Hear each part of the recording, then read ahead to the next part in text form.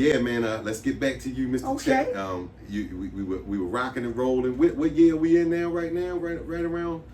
This is late 80s. Okay. Early 90s. Okay, so early around 90s. this time when I was, still heavily involved in sports and going to the games and putting up teams for leagues. Sure.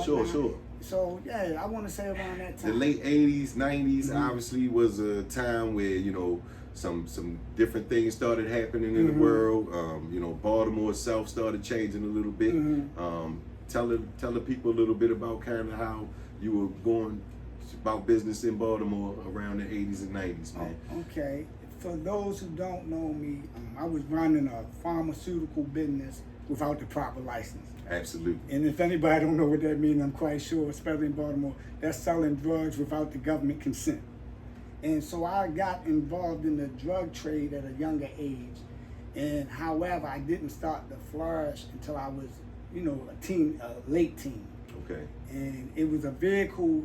I didn't know what I was doing as it relates to life itself, but I didn't want my mom and my family to struggle paycheck to paycheck with most Americans are doing at this particular time as we speak. Okay. And I didn't know the avenue that I was actually going to take to secure a better future for me and my family. At the time, I didn't have any children or anything. And my main concern, I thought it was going to be basketball. Okay. So that's when Sister Coretta said, hey, I think you're better off with your intelligence in the sense of book intelligence, so maybe explore that. So that's what made me continue to go to choose Baltimore Polytechnic Institute, and wind up getting, a degree. They got the general degree, and then you can get a degree from actually completing their courses. Okay. So I wound up completing their courses and whatnot. So then at that particular time, I thought, I met some people because I was working at a bar, I'm not gonna name the bar, and all the big athletes came to this bar. All right. Right? Like I got pictures with Mean Joe Green. Oh, Mean Joe Green, Yeah, when I was a young child, Lynn Swan, Franco Harris, and oh, wow. Yeah, so these type of athletes were playing, but there was so much other activity happening at the same time. You didn't have any choice but to catch here and there because it's just literally right there next to you. It's right there, yes. Well, I can understand that. I'm no stranger to the wrong side of the law. Right. So, at the end of the day, I'm most certainly never going to judge anybody, and I hope they would never judge me. Right. I'm more so admire you because I know that was part of their fabric. Right. And then now here you are sitting here talking to me, and you know what I mean? Can I give you a little more? Oh, yeah. If you want to go more in depth, depth, I want to go more by all because means, man. Do it by all means. I don't never want to advocate that doing illicit things by the court of the law is right. Okay. So I wind up my business kept growing. Okay. Right, my entrepreneurial business kept going. Then I wind up having legal businesses as well. Okay. At the time. So needless to say. So you weren't really like, and I don't mean to cut you off, you weren't like some guys where it was, hey, all glitz, glamour, and all of that stuff. You were actually taking some of the proceeds and trying to put it into something that was. I was giving a lot of proceeds away to the United Way, Negro College Fund, and and way more. And anybody that really know me, they know the depths of me as it relates to. I didn't look at it me.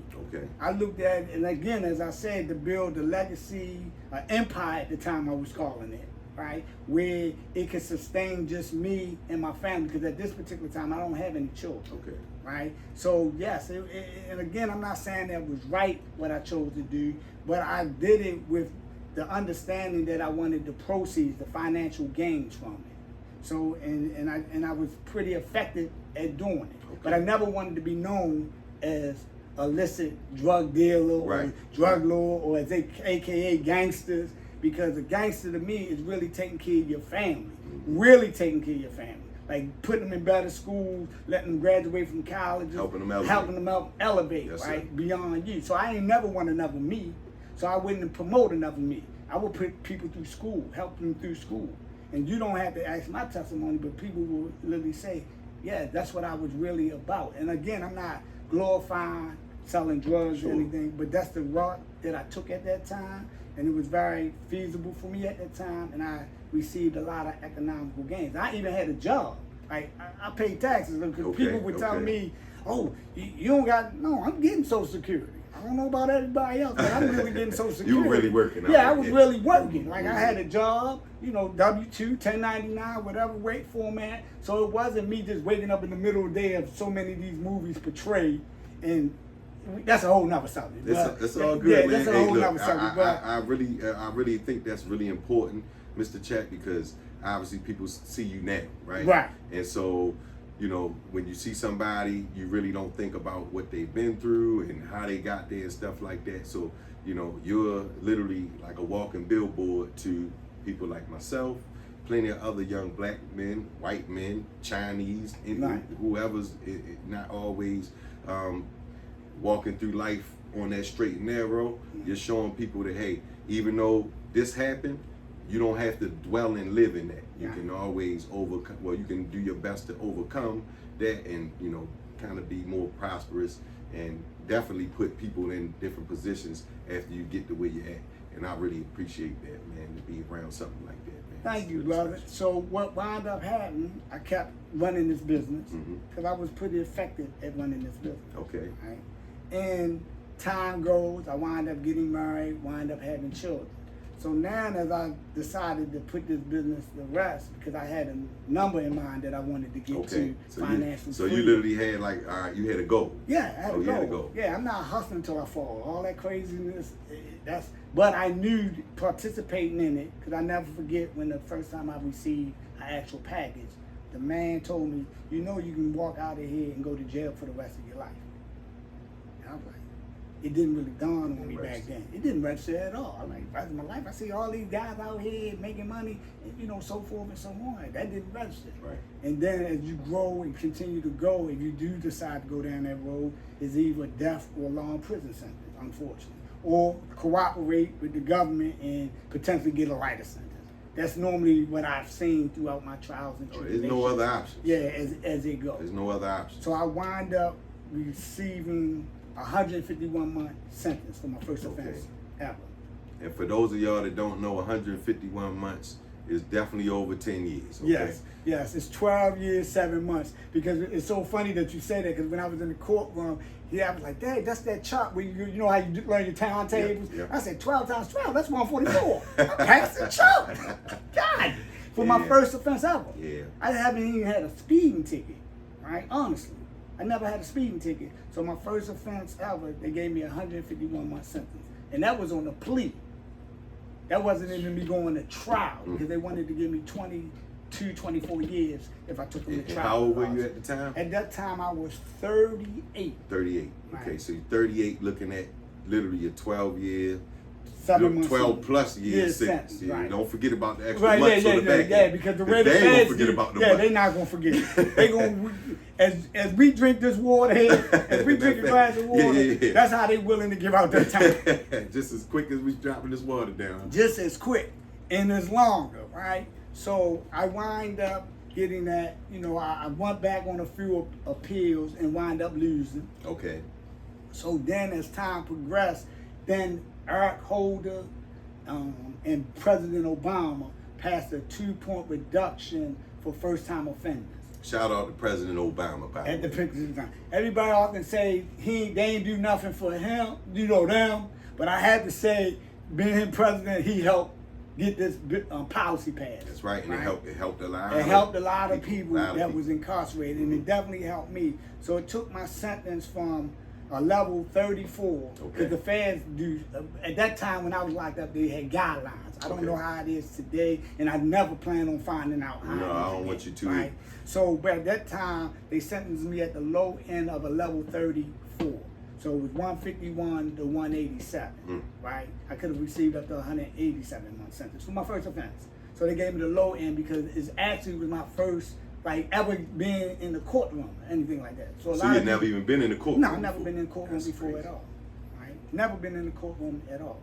So it wasn't like I had a racket, stole a car, misdemeanor, armed robbery. I never had any of those charges. And I'm not knocking anybody that did these things, but I never. But you didn't have that rap sheet. I didn't have that rap sheet. So I was literally at a level 1 because they got a criminal sheet. Like each time you do an offense, you go to the right. And the further you go to the right, the more time that they're able to hang you by the court of the law. Okay. Right. So I'm in category 1, first offense of, so forth. So I wind up receiving again my first offense, level 34, 151 month sentence. So then when Eric Holder and Obama passed the policy, I was able to take advantage of getting the 2-point reduction. So it took me from a level 34 to a level 32. And the level 32 sentencing category is 121 months to 151 months. So I was caught in between thinking they might just give me the 2 levels down, but then give me the high end of the sentence. However, they didn't. Since they gave me the low end of that category, they gave me the low end of this category. So I wind up getting immediate release. Okay. Because I already served 120 months. So and I don't mean to cut you off, but this is, I appreciate you sharing this because obviously, the 410 Show family, they more than interested in listening to this story because this is a great one. When this was going on, like I said, I'm familiar. Right. For those of y'all that don't know, I most certainly have done some prison time myself. And we'll definitely get into that. And one day, I'm sure I'm going to be able to, matter of fact, Mr. Chet, maybe you can come and interview you, switch it around? We're going to switch it around. Okay, that'd be cool. I like that. I'd be glad to do that. I like that. So I would love to share that with the people too. So, but I'll leave that alone. We're going to focus on kind of your situation right now. But, how did you feel when that happened? Like, did you feel, obviously you were happy, but did you feel a sense of nervousness when knowing that now here it is, you were planning to go home this year? Because you're looking at, I don't know how you were, but crossing off days, you crossing days off, right? So you knew what day was on the back end of that. You were counting them down. I don't care what anybody says. I don't count the days, you counting the days. Yeah, I was counting it. I was glad I didn't get an elbow. That's a life sentence. Right. There's no need to count, right? But at the end of the day, you looked at the calendar. You knew you were going home this day. Did you feel a sense of nervousness or anything, knowing that you were getting ready to literally be dropped back out into society? Well, thank God I had a great support system. Number 1. Number 2, I didn't go to prison as a young teenager, like 18, 17, early 20s. I literally was living a whole different lifestyle before I actually got incarcerated. Because I told you I never wanted to be known for illicit acts. Right. Period. Right. I don't know all these new people today, they want to get on with a bag of money and all that. That's their thing. That wasn't. So it definitely is a change. Yeah, of it's definitely because the guys we were taught to get away with the high, and get legitimate business and whatnot. So again, I guess it's the era that's happening now. So to answer your question, yes, I was extremely nervous because I've been institutionalized. That's what I'm asking. Right, I've been institutionalized, and one of the biggest things I did, and I recommend this, whether you physically incarcerated or mentally incarcerated, get a therapist. That's what I went and did. And I recommend to all my co-defendants at the time, they looking, what you mean a therapist? And I say, listen, man, just like you worked out every day in prison, you gotta work your mind, right? And just like Apple changes phone every 2 to 3 years, you need upgrades in your mental, as well as your physical.